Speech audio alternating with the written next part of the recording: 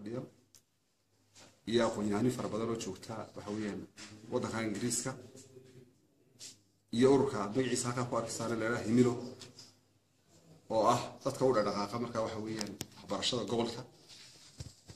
ayaa waxa la soo diray oo la soo qabanqaabiyay in la soo gaarsiiyo jaamacadda Timacade maamulkeeda buugaag loogu talagalay ardayda wax dhiganaysa buugaagtaas laga soo ururiyay ururkaasi iyo dad fara badan oo sida Professor Xamsi oo ka tirsan yahay oo aqoonyahan jaamacadaha Ingiriiska ka baxaya ayaa markaa waxay sameeyeen in la raadiyo buug halka la keenayo waxa loogu talagalay jaamacadda marka koowaad loogu talagalay waxaan loogu talagalay qofka aqoonyahanka jaamacadda wax ku baranaya inuu ka faa'iideysto macallinkii uu ka faa'iideysto maamulkii ka faa'iideysto qofka dibadda joogaan uu ka faa'iideysto markii buug la helo ayaa aqoon la helayaa markii buugga la akhriyana aqoontii umada gelaysaa marka ani kamadeedan waa kamid aan ku furayo shirkaydu ku furayo waxaan u mahad celinaa dhammaan dadkii ka soo qayb qaatay ee barnaamijka soo diyaariyay waxa kale oo mahad celinaa maamulka jaamacadda waxa xaqiiqatan waxa weeyaan kaalinteeda muhiimka leh iyo jaamacadda hawsha weyn ee culus ay dhabarka u riteenba in loogu mahad celiyo ay tahay waxa kale oo mahad celinaa marka dadkii aqoonyahanka Professor Axmed Yaasiin oo isna la fadhiya waxa kale oo mahad celinaa xildhibaanada iyo maayarka cusub oo isna waxa weeyaan xafladii koowaad ee ka soo wada qayb galnay marka waxa weeyaan barnaamijku wuxuu ku saabsan yahay buug la heliyaaba waxa la heliyaa waa akhris haddii wax akhris la helana waxa la heliyaa aqoon haddii aqoon la helana jahligii iyo dhibaatadii iyo rafaadkii ummadda haysatay baa ka baxaysa qofku ku aqoon yeesho waxa la waxa xanuunaynahay oo dhanba waa jahli weeyaan xanuun kasto inahay oo ummadeena baabiinay waa jahli weeyaan jahligan wax laga bixi karaa in wax la akhristo marka waxa weeyaan wadna santiin assalamu alaykum waddanka Ingiriiska hawshan maanta aan fadhino oo ah wareejinta oo laga soo diray waddanka Ingiriiska oo ka timid jaamacadda Cambridge University jaamacaddaasi waxa runtii hawshan soo qaban qaabiyay oo buugtan isku soo ururiyay aqoonyahan u dhashay degmadan Gabiley Professor Xamsi Yusuf waan malaynayaa runtii inaad maqasheen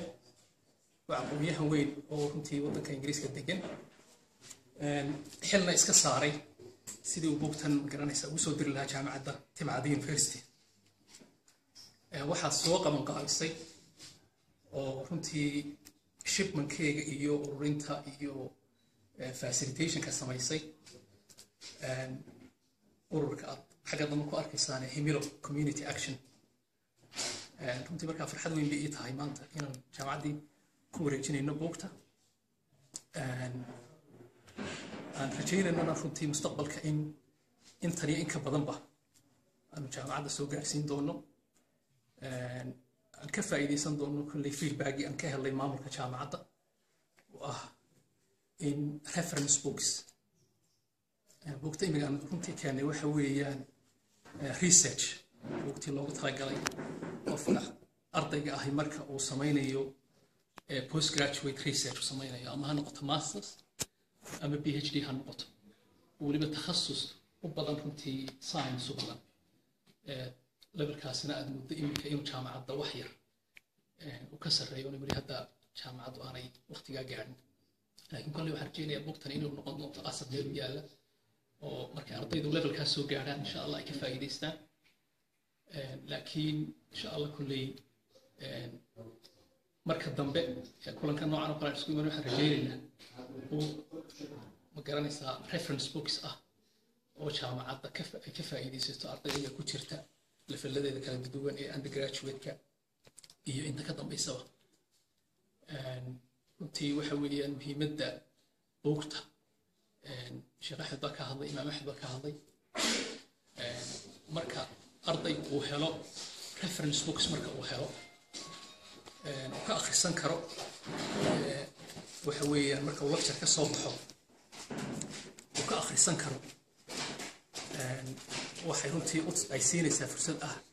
inuu wixii uu baranayay u barto garanaysaa dee barasho weyn oo garanaysaa aqoontiisa ay korodho marka runtii muhiimadda buugta qofka ardayga ah inuu akhriyo wax marka la sheegayo intellectual property-ga qofku waxay ka timaada waa reading weeyaan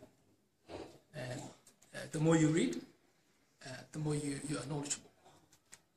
kolba intaad akhriyo qofka bini'aadamka intuu akhriyo ayuunbay aqoontiisa iyo gaadhsiisan tahay maxaan ku dhahdaa cilmigiisu gaadhsiisan yahay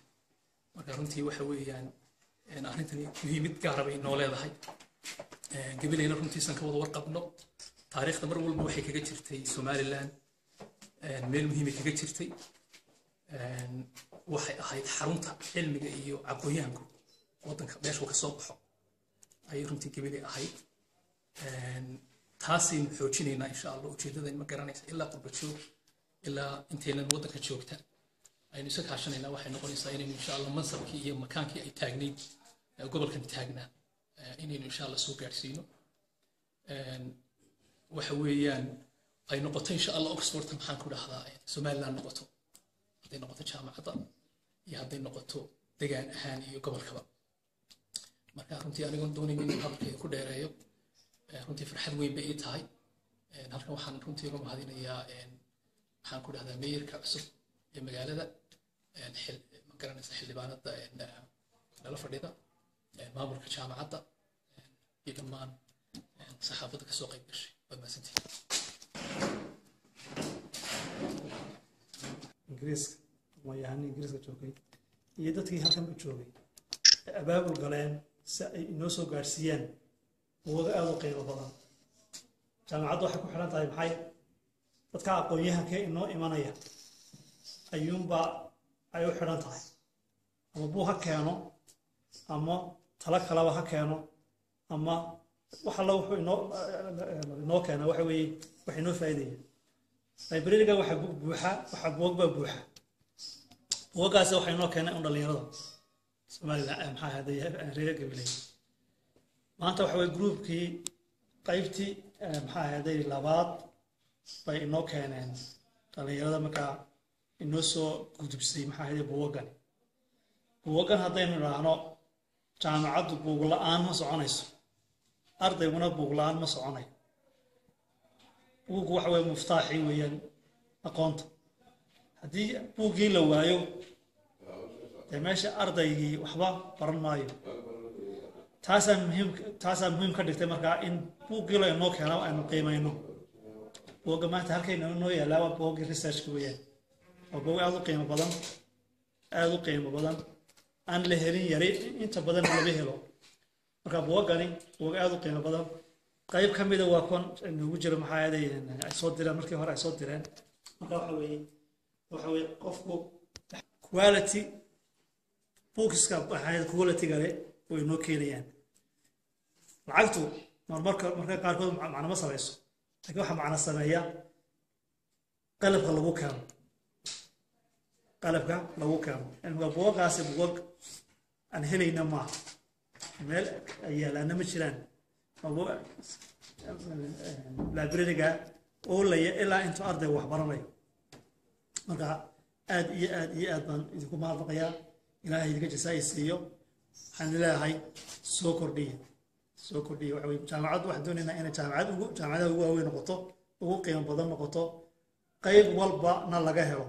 taasaa muhiima waxa weye iminka markaad u eegto jaamacadaha kale dee waxay ku dhex yaalaan hargeysada ku dhex yaalaan keynana halkeen joognaa maanta bannaankii gabiley baanu taaganahay waa meel wax lagu barto weeye meel wax lagu akhriyo weeye meel wax tartan lagu galo weeye marka waxaan leeyahay buugta aad keenteen ilaahay idinka jasa ay siiyo wixii siyaadaana waan idinka sugaynaa asalaamu calaykum waraxmatullahi wabarakaatu tahay sharaf weyn inagoo jaamacadeennii gabiley joognaa oo buugaag aqoon-yahanadeenii gabiley gobolka gabiley inoo soo qaadeen waa wax sharafa dadkaadisa soo xilqaamay ee ka yimid dibadda ee nin walba yidhi bal jaamacaddaadii wax u qaadna waa sharaf weyn waxa qurux badan bugaagtaa laynoo keenay iyo waxa kale inoo soo socda anigu nasiib wanaag waa maalintii saddexaad ee ka qayb galo mar combyuutar yalba jero bugaaga waa aad bay u wanaagsan tahay anigoo dhinacna ka qurbay jooga dhinacna gobolkii gabiley ka tirsan labadaba waan ku faanaya markaa waxaan leeyahay jaamacaddeenu ha noqoto ta lasoo hiigsado ee somaliland oo dhan tiraahdo aynu bugaagta u doonano gobolka Gabiley jaamacaddeeda inaguna aan ku dadaalna dadkeena qurbajoogii bugaagta kuwa ugu tayada badan leh caruurteennuna wax ka barato aynaynu anfacno caruurteena inay noo anfacdo gobolkeennana inoo anfacda bugaagta maanta ay noo keeneen aqoonyahanka iyo qolada himile ee soo qaaday community-ga aqoonyahanka weyn ee Xamse aad iyo aad ugu mahadsan yahay waanan gacmo furanna waan ku soo dhaweynaynaa aqoonyahanada kale ee jooga daafaha dibadda ee u dhashay gobolka Gabileyna waxaan leenahay ka soo qayb gala jaamacaddu waa jaamacadeeni gobolkuna waa gobolkeeni inaad nala dhistaan oo wax nala qabataan waanu jecelnahay quruxda Gabiley leedahay idinkuna waad leediin inaad ku faantaan baana wanaagsan annaguna waanu idinka soo horeynaa baahi waxa la wixii aad u baahantiin gobolkii waanu idinku soo dhaweynaynaa waxaanu jecelnahay bugaagta iyo wax badan oo kale inaad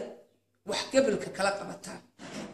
waxaan ilaahay ka rajaynayaa aqoon-yahanada inoo keenana way mahadsan yihiin wassalaamu calaykum.